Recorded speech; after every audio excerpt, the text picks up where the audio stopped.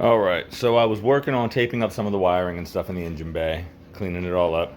Decided to rip this thing off because I really want to plug the crossover tubes, or at least one of them. I don't know if I'm going to do both of them, or if I'm just going to do one. That way I still get some heat to the intake, but it's not like crazy hot, you know what I mean? Got grease on my hands from something. Anyway, looking down in there, thing's nice and clean. There's one green valve spring. I don't know what the hell that means. I don't know if there's anything on this side, but there's pretty much no sludge. It's not like brand new clean, but I don't think, I mean, obviously it's been opened up at some point to have that different colored valve spring in there, but who knows when that was. Everything looks good. I mean, it looks really, really good in there. No dead mice. That's always a plus. Now I have, of course I have the gaskets. There's the old gasket right there, which I could probably reuse because it didn't get destroyed at all pulling it off. And I have these guys right here.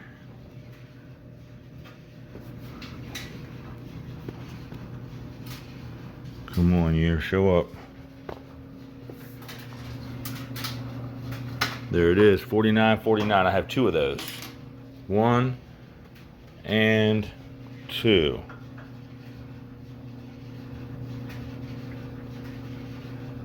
Both 49s. So now I have to decide if I want to hammer them down in there and never get them back out. I mean, I guess I could drill a hole in them and pull it out with a slide hammer or something like that, but decisions. Oh, the draft tube's gone. Or is it? There's part of it. The other part's under the car still. It's a two-piece draft tube. I had to undo a 1/2-inch oil pan bolt, 1/2-inch clamp bolt up here, and it came right out. No big deal. Intake bolts are all 9/16, so that was easy enough. So, do I take these guys and tap it down in there, or do I not do that? That's the question I'm at now. That's where my biggest dilemma is now. I'm gonna take the intake to the sandblaster, let him do his thing, clean it up. I'm gonna paint it, get it back on there. It's gonna look kind of crappy with the heads looking like they do, but I'll get them off eventually. Yeah, I don't know. So now that's what I'm trying to figure out. Block crossover tubes. I know they say you need them in the winter and this and that, but I blocked off. Notice zero difference with or without the heat crossover in my Chevy. Once I split the manifold, didn't make a difference if I had it open, had it closed. I'd let the exhaust flow all summer long. Never got too hot. Let it not flow all winter long. Never had problems starting. It's all in your carb settings. It's all in the carb settings. So I think I'm gonna do it. I can always pop it back out if I don't like it, or for whatever the problem is. You know what I mean? So I guess I'm gonna go ahead and do it. Worst case scenario, I gotta take it all back apart. It only took 5 minutes once I got that draft tube off. That was the biggest problem, but that's not gonna be there because I have this from Jamco. I actually got two of them. I sent the company, they sent me this one. I said, hey, I'm missing the O-ring. So they sent me another one. So whatever, now I gotta go find an O-ring, but I guess that's cool. So I have one for sale if anyone wants to buy one. Has the aluminum end. There you go, I'll sell it for nothing. I mean, dirt cheap. Let me know. I'm gonna go ahead and hammer these pennies in there and then stick it all back together. No, I'm not, never mind. I gotta send this off to the guy, to my boy. Let him do his thing on it. So yeah, that's where we're at right now. It's looking good though. I don't know how to, once you sandblast it, I don't know how to get all the sand residue out of these runners. That's one thing I gotta figure out. Maybe they'll have an idea. We'll see. All right, time to get down to business. Here we go. Pennies are in. This one was way harder to get in than this one. This is the second one I did. That's the first one I did. Kind of mangled that one. This one I started with the flat side of the ball peen, and it just drove it straight down in there. This one I started with the round side of the ball peen, and it still has a little edge on it right there. I don't think it's going to affect anything, but it's kind of crappy. You know what? Actually, I can't leave that like that. That's going to drive me insane, and I'm going to be paranoid about it the whole time. Get on it with the flat side.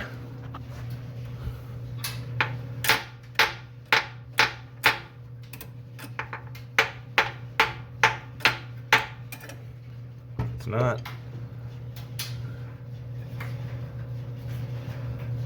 Now you know what?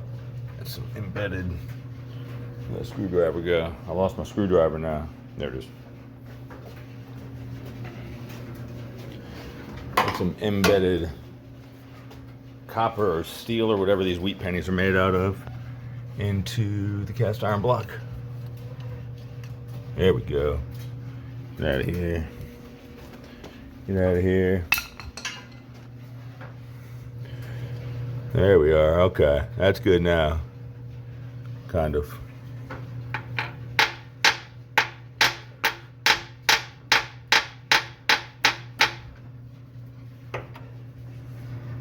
There we are. All right, perfect. Well, there we go. They're blocked.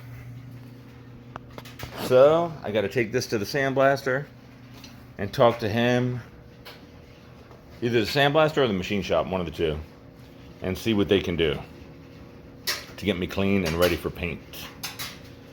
I think the sandblaster would get it prepped better, but I don't even know if that's necessary on cast iron because it's already a rough finish.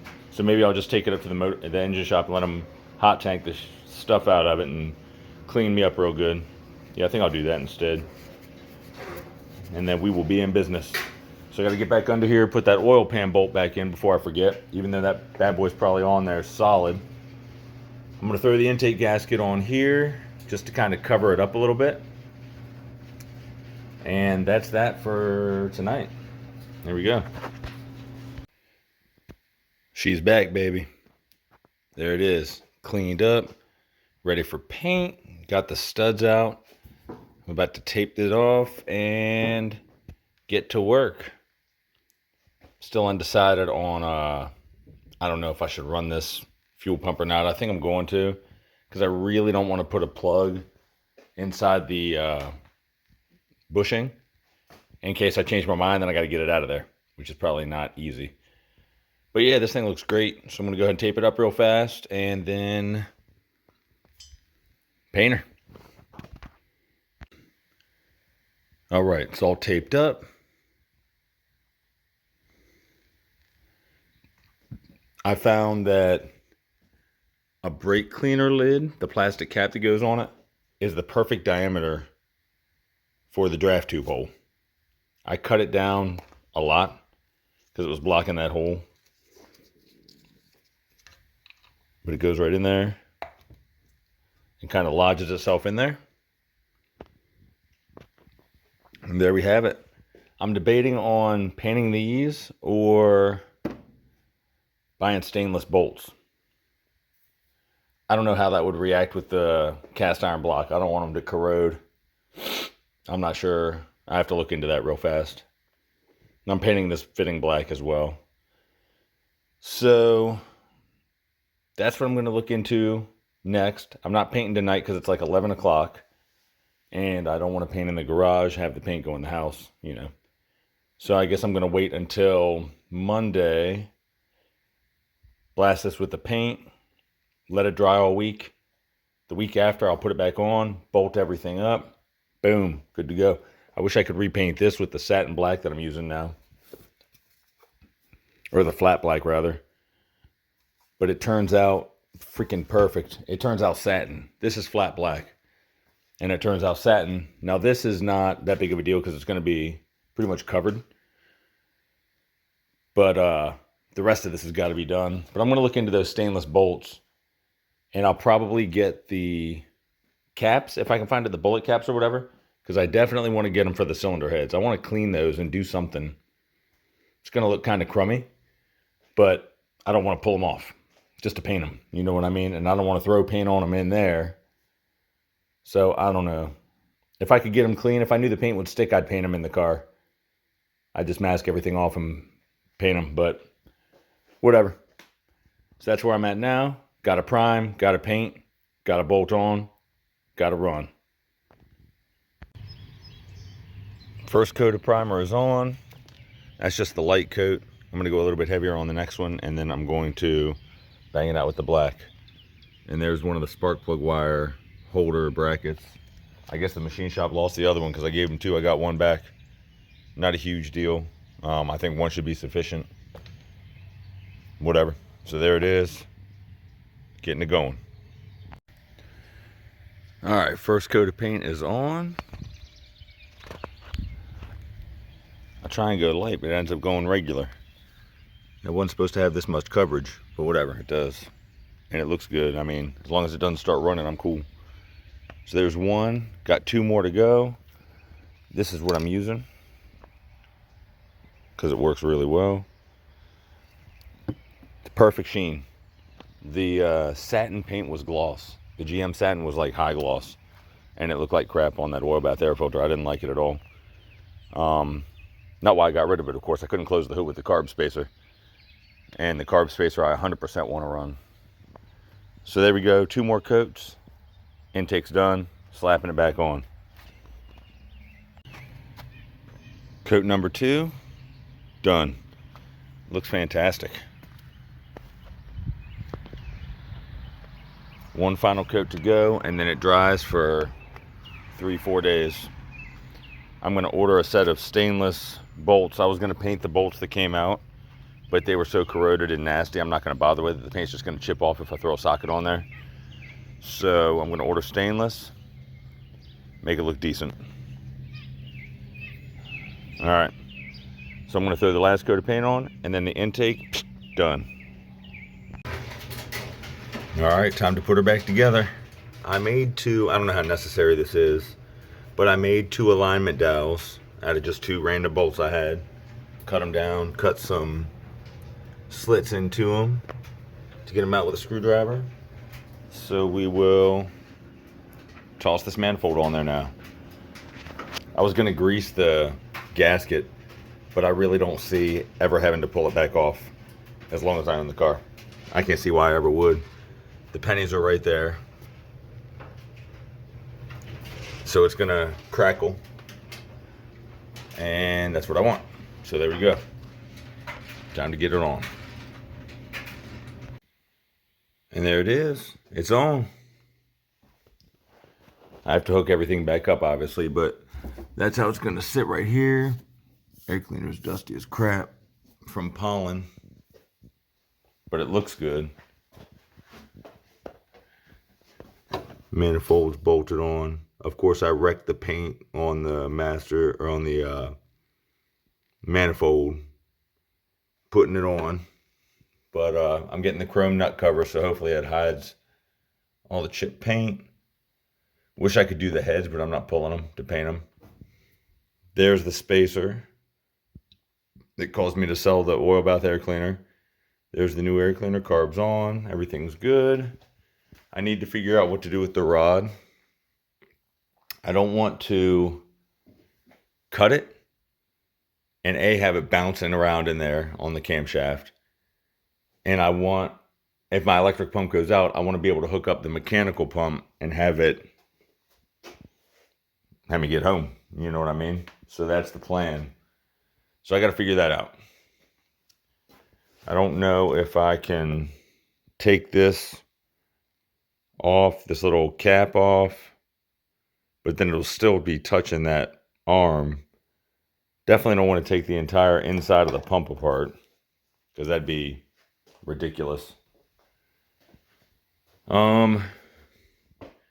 If I knew I wouldn't lose all my oil pressure and all that, I would just pull the rod, keep it in the glove box, and use a gasket on there.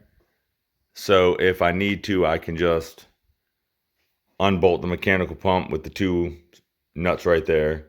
Pop it off, throw the rod in there, boom, call it a day. But I've read both. I've read you don't lose oil pressure. I've read you do lose oil pressure. So I don't want to lose oil pressure because the oil pressure on this thing, I guess, is good. Still got to figure out how I'm going to pull that filter off. But yeah, there's the intake and all that. Back on. Hopefully the hood closes. I think it will.